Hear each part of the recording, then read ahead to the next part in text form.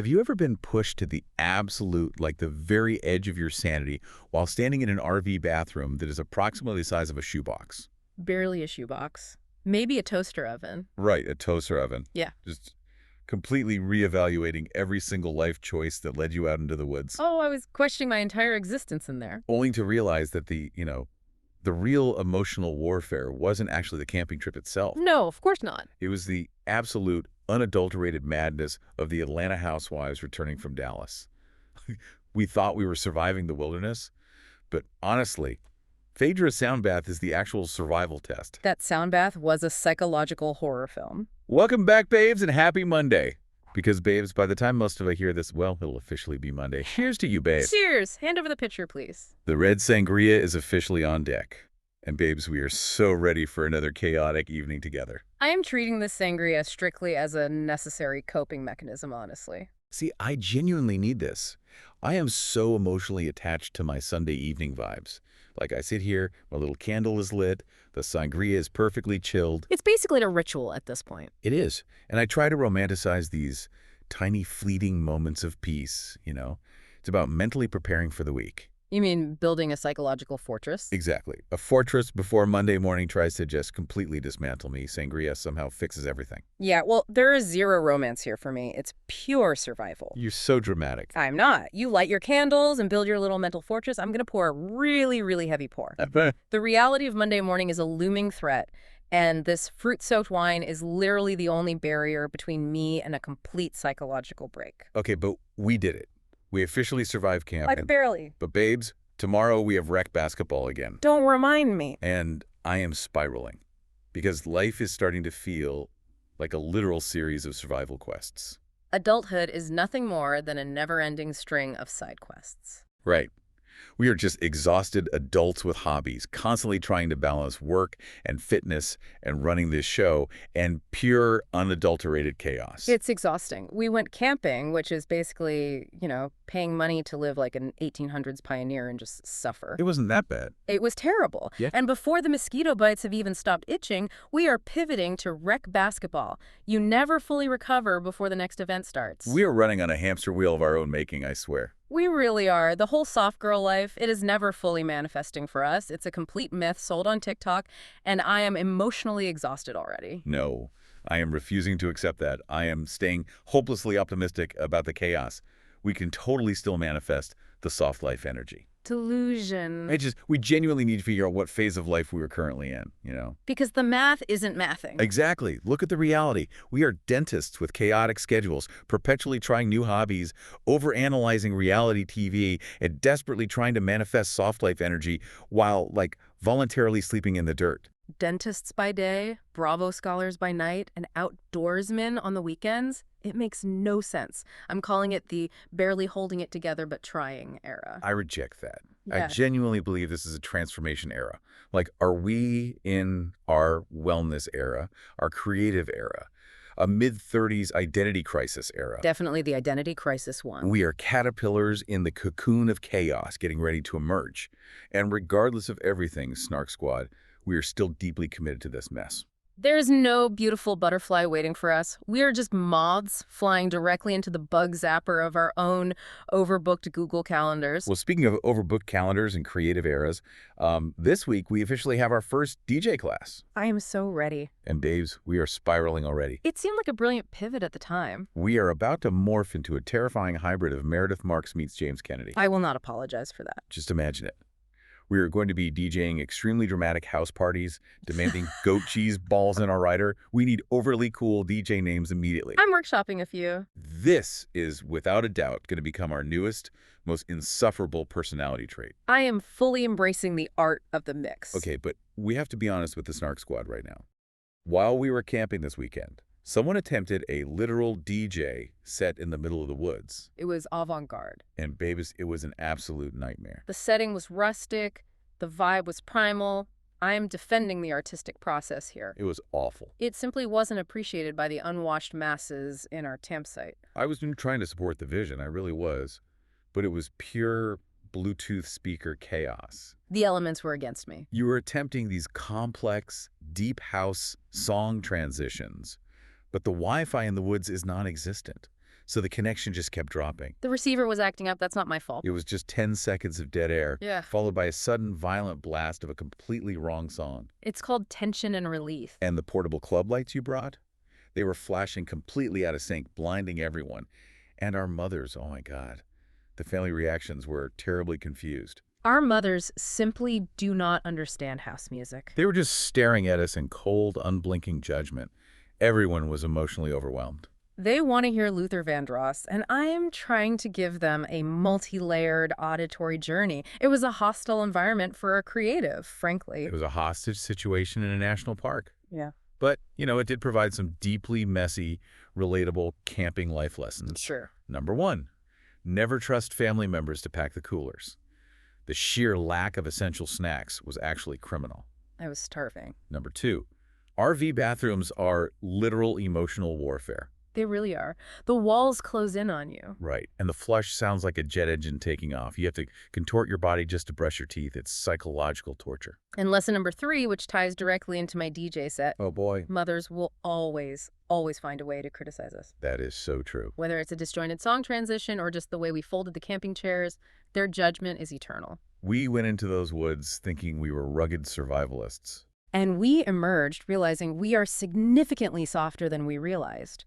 We require running water, strong Wi-Fi, and absolute silence to function. Exactly. And honestly, the concept of RV emotional warfare and judgmental mothers, that is the perfect transition into the chaotic, emotionally exhausting return to Atlanta for the housewives. Let's get into it, because the whiplash from that Dallas trip is severe. Because if you want to see people push to their absolute limits in confined spaces, we have to talk about what happened the second these women landed. We really do. So we have to start with Kelly, who is going through a very harsh reality check right now.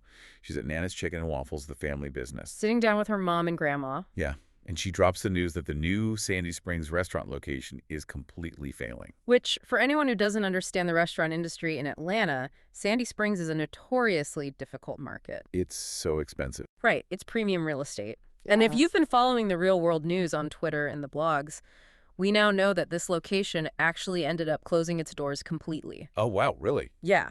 So the stress we are watching on our screens right now isn't manufactured for a storyline. It is raw financial panic. That makes it so much heavier. Her mom is basically running everything into the ground, and Kelly is admitting they need severe staff training, but it's too little, too late. And it is bleeding into her personal life in a terrifying way. She's spiraling about her financial bind. She reveals that her toxic ex-husband is $50,000 behind in child support. 50 grand. 50 grand. And he's using the children to control her life, actively refusing to let her film with them. Which is a direct threat to her livelihood on the show. Exactly. If you are a housewife, your family life is your currency. If your ex blocks your kids from filming, you lose a massive chunk of your storyline, which puts your contract in jeopardy. She's so messed up. Kelly is waking up every day fighting a war on 2 fronts: the failing business and the legal battle. I completely empathize with her. I really do. Waking up to that level of stress is debilitating. But I have to point out the giant elephant in the room here. The shirt. Yes. In the exact same confessional where she is crying her eyes out about the child support calculations and being completely broke, she is wearing a $300 plain white Tom Ford t-shirt. The cognitive dissonance of reality television is a psychological marvel. It's wild. Yeah. Production heavily shaded her too. Oh, they knew exactly what they were doing when they zoomed in on that tiny Tom Ford label on the collar. They were zooming in so hard. On Bravo, wealth isn't just a lifestyle. It's the required uniform to keep your job. Kelly cannot afford to actually look broke, even when she legally needs to prove to a family court that she is struggling. But doesn't claiming you're broke in a $300 plain white tee feel like the ultimate reality TV paradox? It absolutely is. It's like complaining about starvation while eating caviar. You can literally buy a plain white tee at Target for $8. I have to push back a little here, though. Think about the mechanics of being a housewife. Okay, tell me. If she shows up in a Target t-shirt, the fans on Twitter are going to rip her to shreds for looking cheap. Well, that's true. The fans are ruthless. And the other women are going to ice her out for not maintaining the aesthetic standard of the show. She is trapped. She has to project this image of immense wealth to keep her peach, while simultaneously fighting in court over unpaid child support. It's an impossible balancing act. That's a really fair point about the pressure of the aesthetic. Yeah. But it makes her next move even more chaotic. Oh, the soft launch. Yes. While she's talking about all this financial ruin, she decides to soft launch a new, wealthy boyfriend to her family, a man she has been dating secretly for an entire year. And she refuses to use his real name. No. She sits at the table and refers to him exclusively by the alias Jarvis or Tony Stark. It's so bizarre. She actually calls him on speakerphone. Her mom asks where the nickname comes from, and he says Iron Man. Right. And then a producer behind the camera jokes, oh, we should call him Tony Stark because Tony Stark had big pockets. And this man just calmly replies, that's fine. Let's analyze the psychology of that soft launch for a second. Please do. The alias isn't subtle. She isn't calling him Romeo, or Casanova.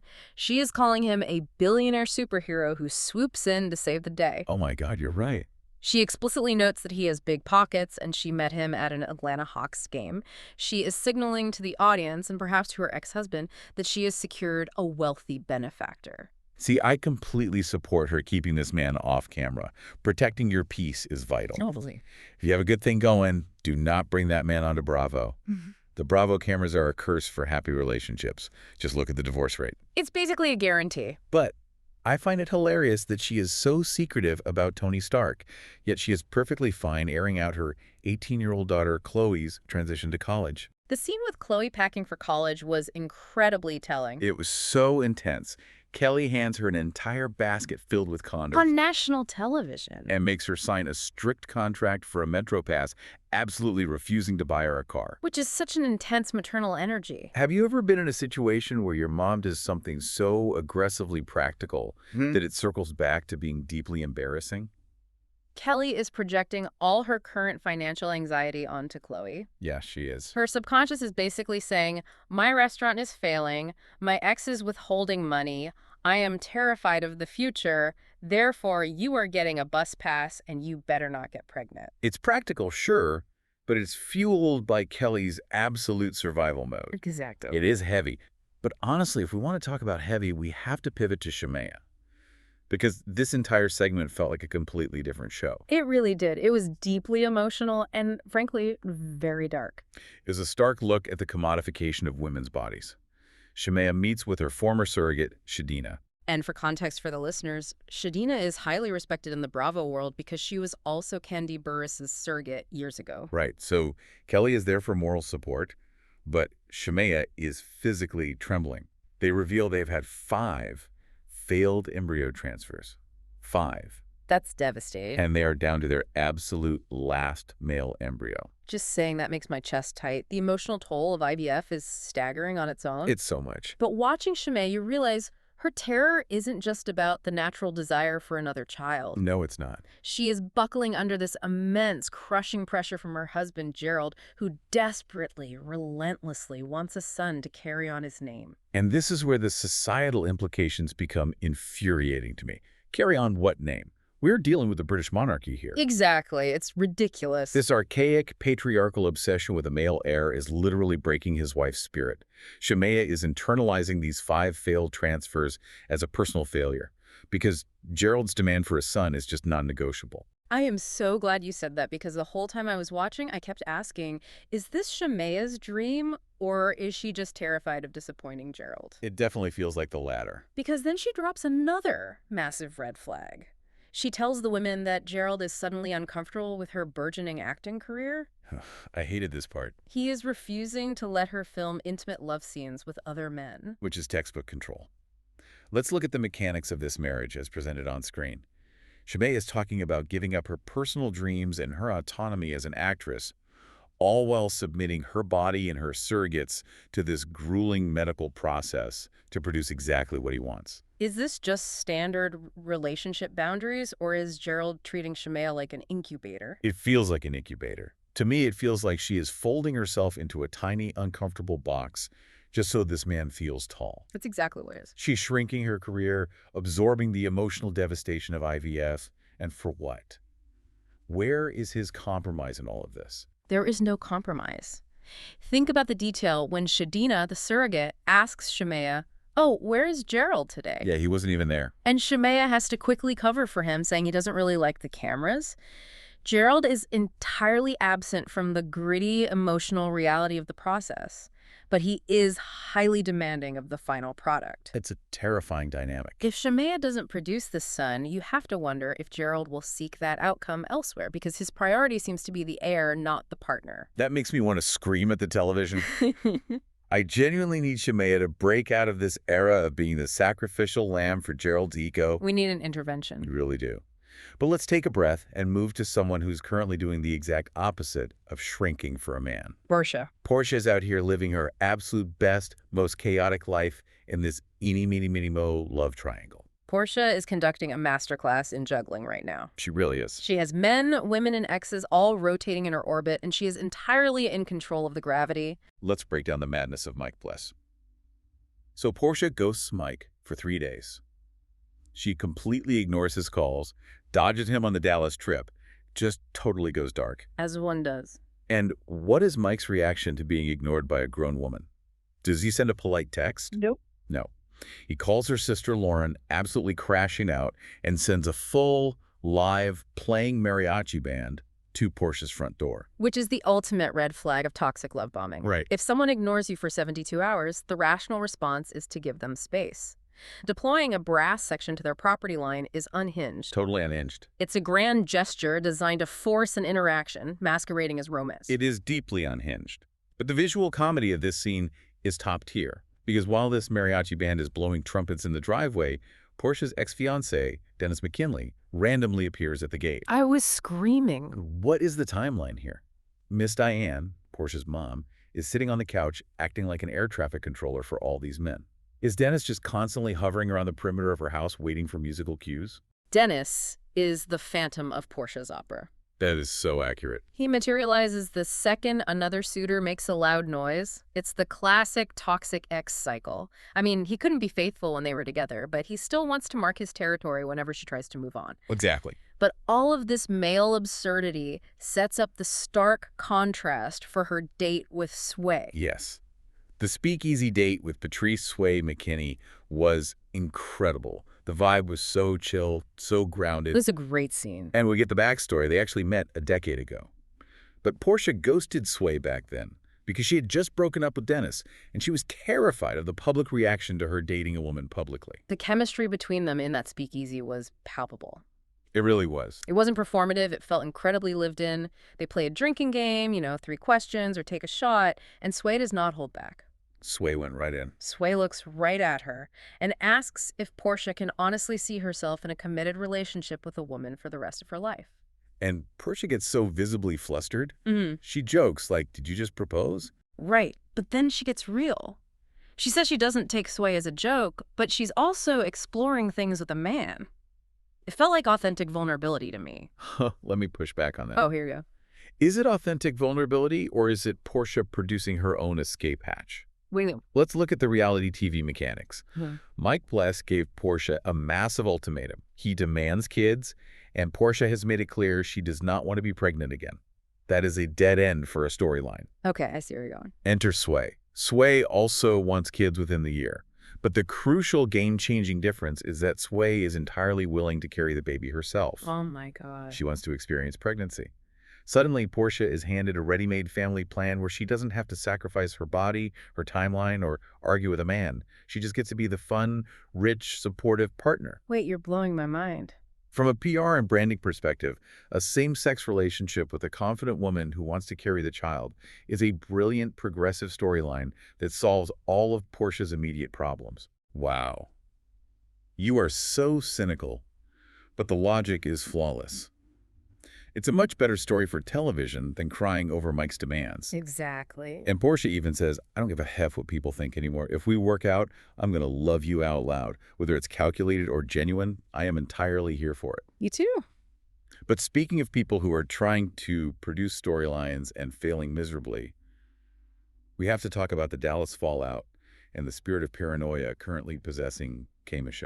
Miche is operating on a frequency of pure delusion. We open with her in her husband's dental office, and we get this hilarious detail that he refuses to do her dental work because family members make the worst patients. Which is totally valid. So valid. Yeah. But then Miche looks at this beautiful dental assistant working there, and point blank tells her she's too pretty to work for her husband. She tries to mask it as a playful joke, but the insecurity is screaming. It is so loud. And it's a massive contradiction. Miche was just on a press tour stating publicly that her husband is allowed to sleep with other women as long as he isn't paying their bills. I remember that. But here she is, threatened by a woman simply doing her job in scrubs. It establishes Miche's baseline mental state for the episode, which is hypervigilant, deeply suspicious, and fundamentally insecure. Which perfectly sets the stage for the absolute derailment of this pottery outing with Phaedra and Kelly. Oh, pottery. They're supposed to be sitting there throwing clay, making cute little lopsided bowls, and Miche turns it into an interrogation room. She really did. She confronts Phaedra, claiming she received a secret phone call that tipped her off to a massive, coordinated attack orchestrated by Phaedra, Porsha, and Drew back in Dallas. The secret phone call is the most exhausted trope in reality television history. It really is. An anonymous, invisible source magically providing perfectly timed, highly inflammatory information right when the cameras start rolling. It's sloppy producing on her part. She claims they were all sitting there waiting to ambush her. Have you ever been in a friend group where one person constantly thinks there's a secret side chat entirely dedicated to destroying them? Yes, and it's exhausting. That is Miche right now. It's the ultimate anxious attachment style playing out on national television. And Phaedra's reaction is a masterclass in dodging a bullet. She literally throws her clay-covered hands up and says she only knew about the black thing, completely denying any larger scheme. For context, the Black thing refers to a prior rumor involving Miche and an executive producer named Black. Right. By admitting she knew about that specific rumor, Phaedra provides just enough truth to seem credible to the audience while completely washing her hands of this grand coordinated attack narrative. She's so good at this. Phaedra is a lawyer. She knows exactly how to parse her words to isolate Miche and make her look completely unhinged. And Miche's paranoia immediately spills over into off-screen social media warfare. This is where it gets so messy. I love it. It hits Twitter. While the episode is airing, Miche goes on a Twitter rant calling Porsha a quiet coward. She tells her to say it to her face. And Porsha, who hasn't tweeted in almost a year, dusts off her keyboard just to humiliate her. It was beautiful. Porsha tweets, "I would define a coward as a person tweeting from the same house 2 doors down from me. Next time, let's do our job and bring it to my front door." That tweet is surgical. So surgical. Porsha grounds the ridiculous digital internet beef back into physical reality. She highlights the sheer absurdity of Miche acting tough online when they live in the exact same neighborhood. It exposes Miche's bravado as completely hollow. But I want to debate this with you for a second. Yeah. On reality TV, of course, people plot and scheme. That is literally the job description. Well, yeah. The producers probably send them itineraries of when to fight. Is Miche just too thin-skinned for this franchise? Because getting bad that housewives are gossiping about you behind your back is like walking into a boxing ring and getting offended that your opponent brought gloves? I actually disagree that it's just about being thin-skinned. Really? It's about not understanding the specific mechanics of the franchise she is currently on. Okay, explain that. Miche comes from Love and Hip Hop, where the currency is immediate, explosive, drink-throwing, face-to-face confrontations. But the Real Housewives of Atlanta operates on a totally different frequency. That is true. RHOA is about subtext, whispered gossip at a lunch table, slow burn betrayals, and playing the long game. You have to know how to play chess. Miche is just flipping the board over before the pieces are even set up. Wow, that makes so much sense. She's playing the wrong sport. And you see that exact RHOA mechanic play out at the lunch date with Phaedra, Porsha, Drew, and Angela. The lunch date. They're creating this echo chamber of gossip. Phaedra looks incredible, by the way. That chocolate red hair is a massive upgrade from the blonde. But the dynamic at that table is deeply toxic. It's the echo chamber of drinks. This is where storylines solidify into reality. Exactly. Angela is playing nice to Porsha's face at the table, but in her confessionals, she's shading her, saying if Porsha gets drunk, she'll sleep with anyone's man. And Phaedra is playing both sides like a fiddle. She delivers Miche's paranoid accusations to Porsha and Drew on a silver platter. And Drew is just eating it up. She is thrilled to finally be sitting at the cool kids' table. She really is. For years, Drew was the punching bag, the one on the outside looking in. Now she is unified with Porsha against a common enemy. Porsha formally withdraws her friendship, saying Miche wants a level of hand-holding she simply isn't going to provide.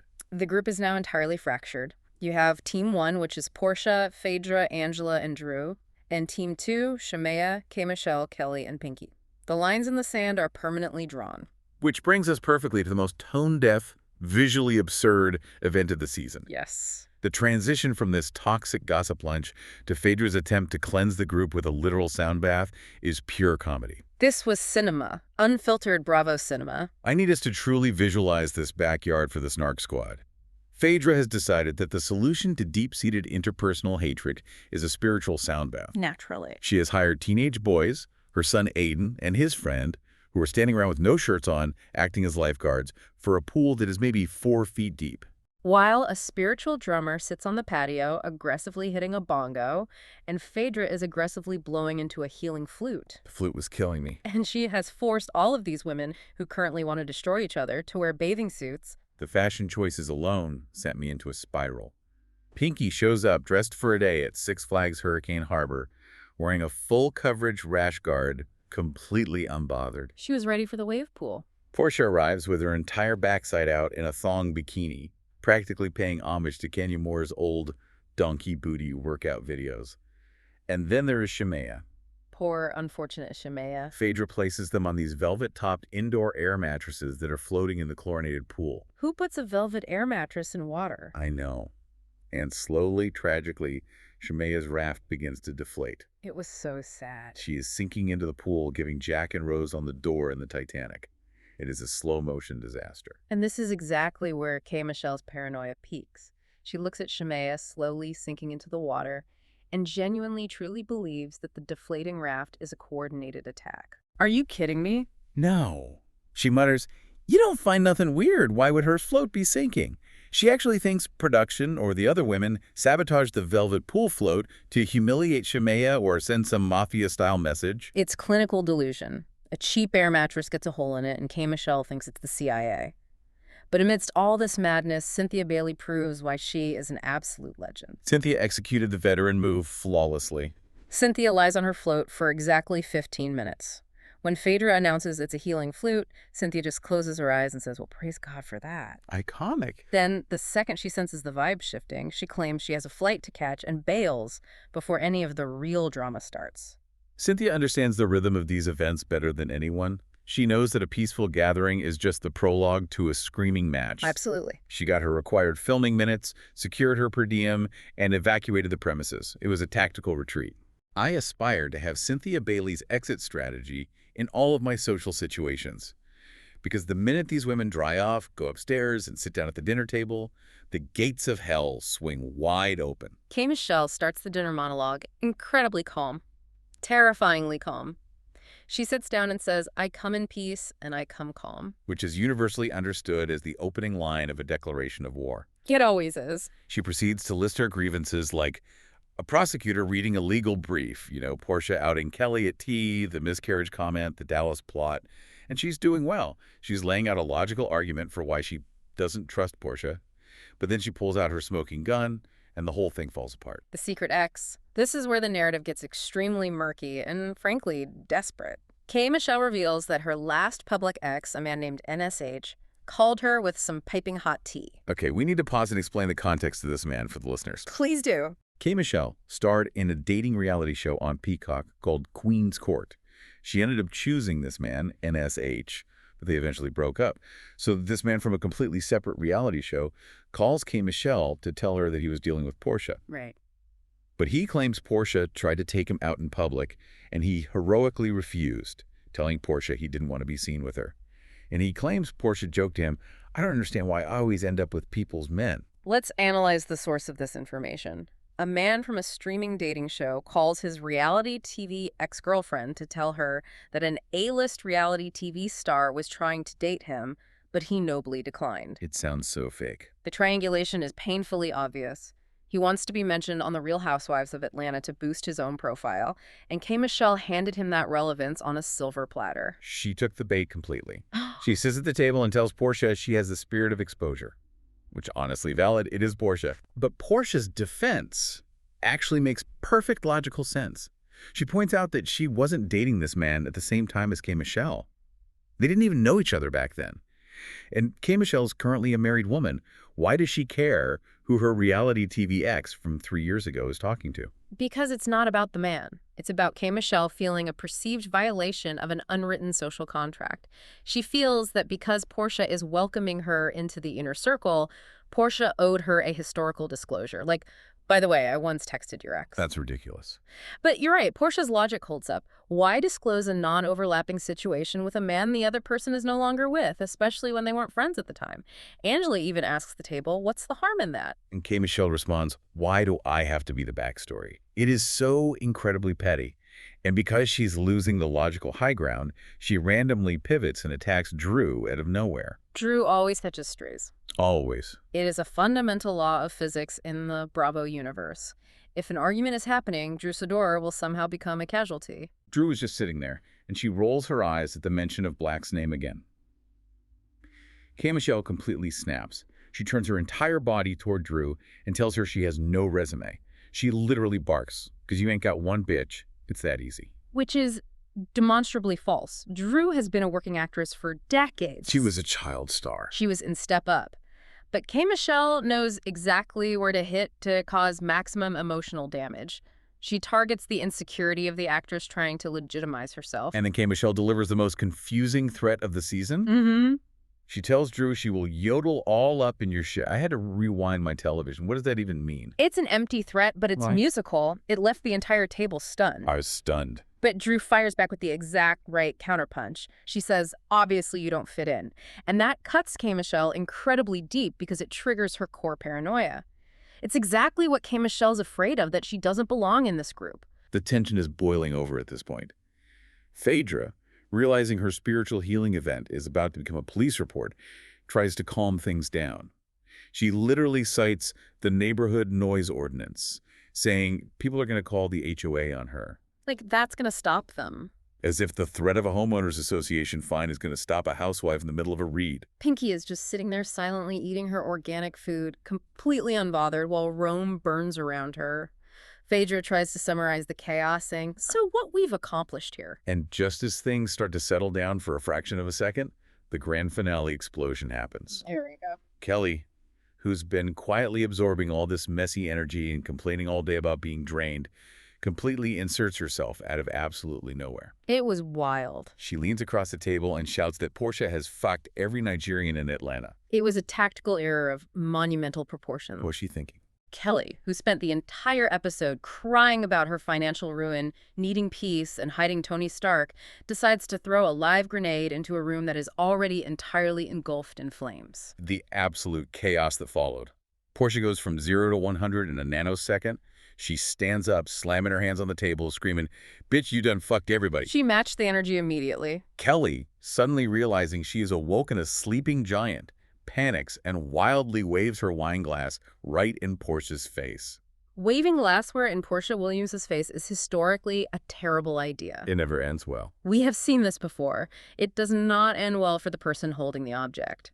Kelly thought she was lighting a match to scare Porsha, not realizing Porsha had been standing in a room soaked in gasoline, just waiting for a reason to drop her own lighter. Security literally has to physically sprint into the dining room and drag Kelly away to prevent a full-on physical brawl. It was so intense. And as Kelly is being dragged backward out of the scene, flailing her arms, we get the climax.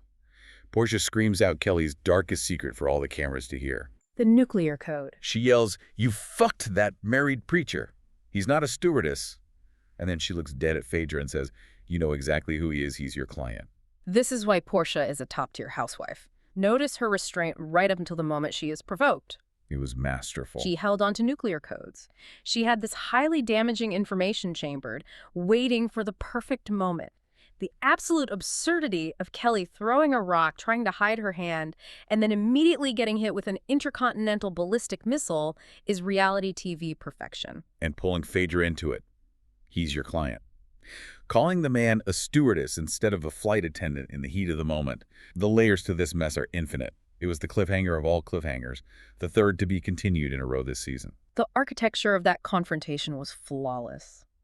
And the internet immediately went to work. The Twitter sleuths were actively trying to figure out which Atlanta pastor Phaedra has represented in court. Oh, absolutely. My timeline was nothing but FBI-level investigative work. Okay, we need to take a breath and get into our segments because we have a lot to unpack based on this episode. Segment 1, most likely to ruin the camping trip. Oh, this is a good one. We just got back from the woods. I want us to really debate which of these housewives would cause the absolute most chaos if they were trapped in an RV with us. The options are endless, but let's break it down psychologically. See, I strongly argue Porsha would ruin it. Really? Think about it. She would show up to the campsite in a thong bikini, immediately complain about the lack of Wi-Fi, and refuse to help pitch the tent. That's probably true. And when she gets bored because a bear didn't text her back, she would demand a mariachi band in the woods to entertain her. She requires a level of constant stimulation and adoration that nature simply cannot provide. She would have a meltdown by 4 p.m. I have to disagree entirely. Why? Porsha is lazy, yes. She would just fall asleep in the RV and let you do the work.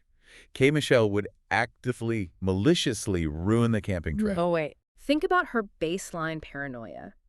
She would be convinced that the squirrels were spying on her. She would think the park rangers were paid by production to plot against her. Every rustling leaf would be a coordinated attack. Oh my God, you're so right. We wouldn't get a single minute of sleep because she'd be staying up all night yodeling at the owls to establish dominance. Porsha is annoying in the woods, but Michelle is a psychological thriller in the woods. Okay, when you put it like that, the paranoia in the woods would be lethal. I concede. Let's move to segment 2. Biggest delusion of the episode. There's a massive amount of competition here. We have to discuss the wildest, most delusional behavior we just witnessed. It's a tight race between Michelle's pool float theory and Kelly's dinner table suicide mission. Right. Is it Michelle genuinely believing that a cheap, velvet-topped air mattress, slowly losing air, is a targeted assassination attempt by Bravo producers? Like, they gave me the sinking raft, this is a hit. Or is it Kelly thinking she could randomly wave a wine glass in Porsha Williams' face and not get her entire life, her reputation, and her secret preacher affairs completely destroyed on national television? Let's separate paranoia from delusion here. Okay, let's hear it. The pool float theory is paranoid. Kelly's action is pure delusion. Kelly fundamentally forgot who she was dealing with.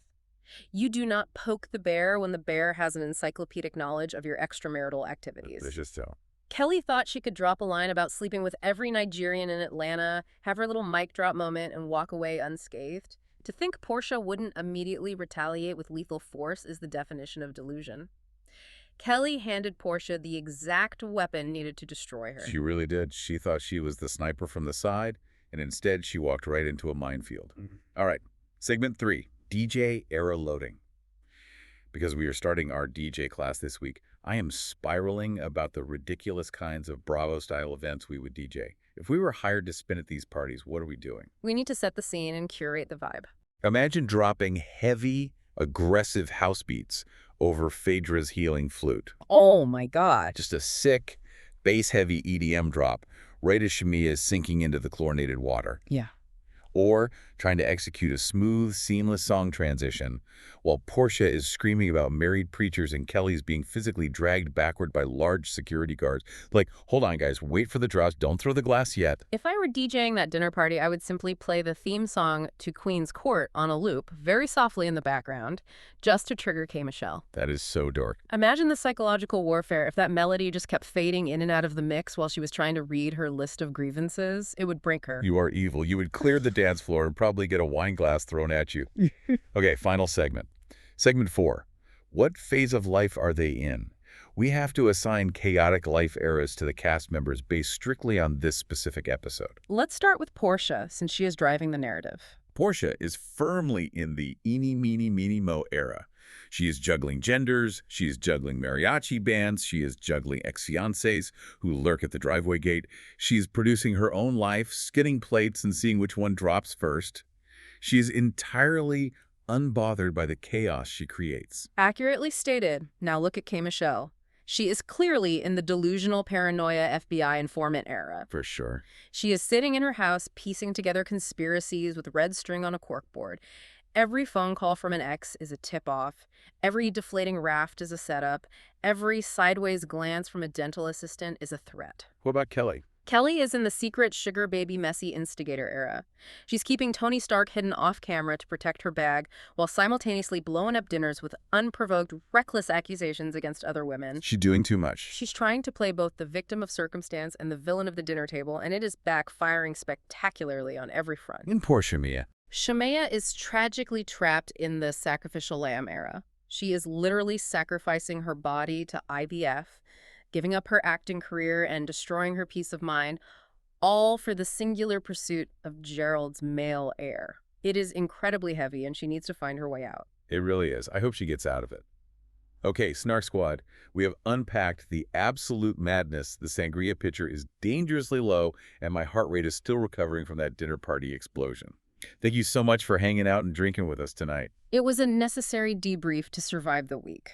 Remember to like, comment, subscribe, and please share this with your messy bestie, because we all need someone to dissect these survival quests with. Before we sign off, I want to leave everyone with a final lingering thought. Oh, lay it on us. We spent all this time focused on K. Michelle's loud paranoia and Kelly's explosive mistake. But think about Phaedra's reaction when Porsha exposed the married preacher as her client. Oh my God, wait. Phaedra stayed completely quiet. She didn't gasp, she didn't defend her client, she didn't deny it, she just sat there. She did. What if K. Michelle's paranoia is entirely misdirected? What if it's actually Phaedra who has been quietly pulling the strings, playing both sides, and leaking everyone's secrets this entire time, just watching the chaos unfold from behind her healing flute? My mind is officially blown. The flute was a distraction. I am unwell. We have to go process this, stay messy, stay delusional, and we will see you on the Snark side.